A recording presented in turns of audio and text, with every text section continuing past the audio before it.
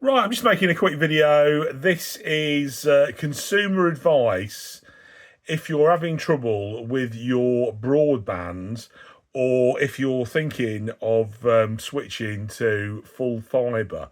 Um, in the past, the first broadband that I ever had was dial up, and I used the post office because it was the cheapest you could get broadband. So for many, many years, I've been with the post office. The post office sold it off to Shell, and now Shell have sold it off to TalkTalk. So we were on dial up with a modem, and it was pretty crap. If we've probably got 4 or 5 devices on. If everybody was like on phones or laptops or tablets or TVs or watching Netflix, what tended to happen was the signal, the internet would swirl and would sort of cut you off. So what I decided to do was because I was with TalkTalk, I rang up TalkTalk and said, "Look, my internet's crap. What can we do? Can I go fibre, full fibre broadband?"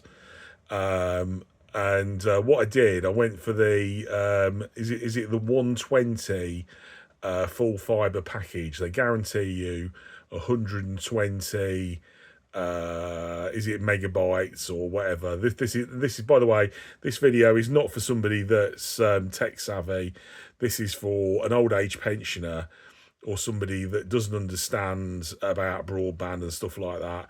And I just want to show you the process of what you need, what happens, and what goes where. So anyway, the 120 gig broadband, I think it was £30 a month. So that's what I had. And they agreed to fit it in, I think it was about 2 weeks' time, 3 weeks' time. The day before, they sent me the router, and then Openreach, BT Openreach, turn up to connect you to the fibre system. You think it would be TalkTalk, but it's not. It's Openreach. So I think mainly, even if you with Sky or you were going with Vodafone or whoever, you'd probably find that Openreach are going to turn up and connect your full fibre broadband. So the first thing to think about is what you need. You need a shelf to put your router on, plus you need a power supply near the shelf. Also, what I did is we had a phone line, and they said to me, "Oh, can we get rid of the phone line?" I said, "No, I want a home phone." They said, "Right, so we can do that through the fibre." So now the phone, instead of the phone being connected to the BT socket, it's connected to the router, and then it uses the router in order to make and receive calls. We kept the same number, and it's working fine. So I'll just show you the router and the shelf where I've positioned everything. Okay, so it's in here. This is a bedroom that's positioned in the middle of the house, sort of thing. So yeah, bearing in mind, you need a shelf. So this is the shelf. We've got a power supply down there. Look, socket, and that's what they fitted. That's what they fit. They fit they fit like a BT socket, and it's got red lights and yellow lights, green lights on it, and that's what your full fibre comes into. That's the router that TalkTalk send you through the post, sort of thing. And then we've got, I think we've got 3 of these, telephone, cordless handsets. So the base unit now plugs into the back of the router. There's like a little yellow socket on the back, so you plug in your phone, and that's how it works. So it works instead of working through the BT socket. It goes through the router. On here as well. Look, I've got an extender plugged in, because you know that connects to a PlayStation, so we get a better connection instead of using the Wi-Fi.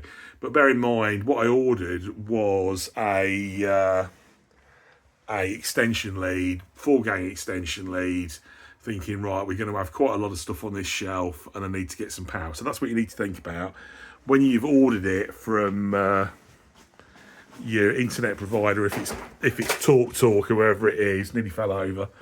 You need to think about, before they turn up, the position of where you want it. You're going to need a shelf and you're going to need some power, because obviously the router needs some power. And then what they did, when the BT bloke turned up, you can see that is the cable. So we then fitted the cable along here, up there, along here, round this security light. Look, he had a bit of trouble around that security light, down, and then the full fibre connection is down here. Look, so it comes in from the ground and then you connect it to that. What the guy did say, he said the cables come in 50-metre lengths. I said, oh, if you turn up at an old property, you know, you're willing to clip and whatever, you know, run the cable 50 metres. He goes, yeah, we do that sort of thing. And I tell you what, BT were okay, very, very, very professional. I was happy with the job they did. I think the guy turned up about 9 o'clock and he was here for about 2.5 hours. It took him till about 11:30. He got it working, got it all connected, and the internet was went on straight away. The phone line worked for outgoing calls, but for the incoming calls it took about 2 hours, and then it worked. So if you have a look online,